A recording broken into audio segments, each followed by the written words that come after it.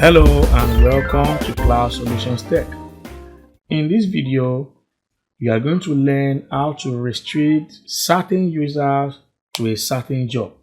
And to do this, we are going to learn how to create project roles. So, a project role is based on patterns. So, let's go ahead and click on Manage Jenkins.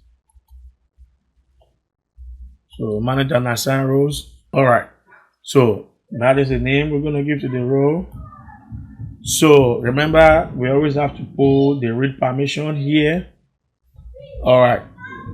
So remember that read permission on this overall, you always have to put that. And why do you have to put that? So we don't want something like that to happen. So you have to always give, read in the overall section right here. So once we have the overall read permission, then we are good to go. So the next thing now, we need to create a project role. So the project role that we want to create the project role based on pattern. So for our project role, let's call it bash. And then the pattern is going to be bash dash dot wildcard. So don't worry about this syntax, right? You should always include it. So what we are saying here is that everything that starts with bash, right? Everything that starts with bash, now you are going to see that you have the ability to specify permissions for this pattern. So everything that starts with bash is going to have this permission. So for now, what we are going to do is that user that we have been using, the user Nathaniel, we want the user to be able to build. What else? We want the user to be able to read. So this is what we are saying by using this pattern, any project role that starts with this bash, the user will be able to build and read this project. So everything else, the user will not be able to do it. So let us go ahead and save this. So let's go to the assign role section.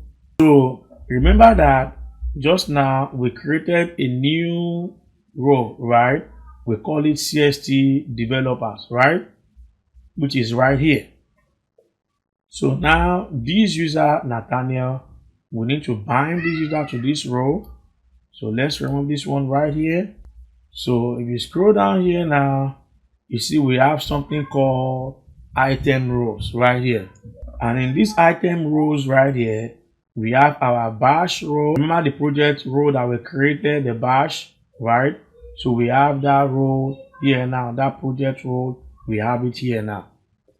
So now we want to add that user Nathaniel right here. We want to add it. So we'll click on add. So we'll come here, say Nathaniel. Okay. All right. So we have that user there now, right? So we want to add this user to this particular project. So we'll click on this.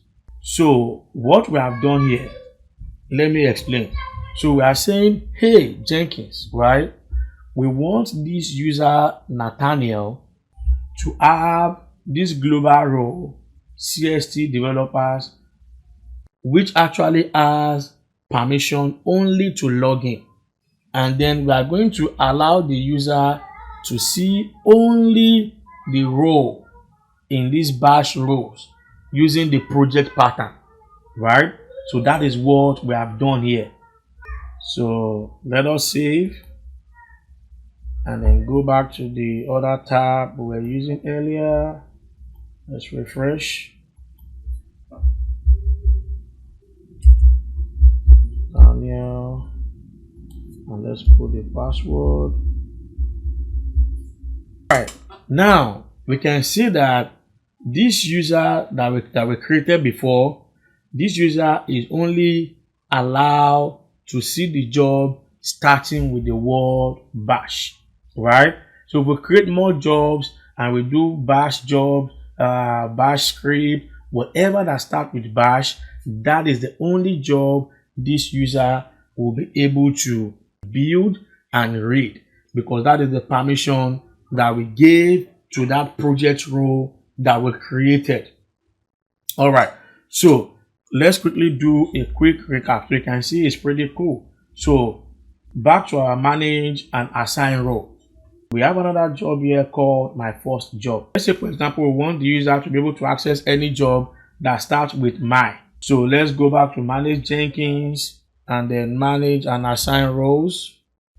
Okay. All right. So here we're going to say my, and then the pattern is going to be my dash dogs and wildcat. So this star, we call it wildcat, and we hit add. All right. So you see we've added it, right?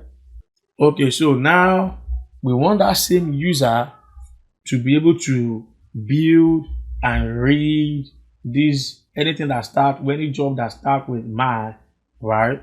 Let's give the same thing. All right. So if you want to give something else, right? I'm just trying to restrict the permission as much as possible.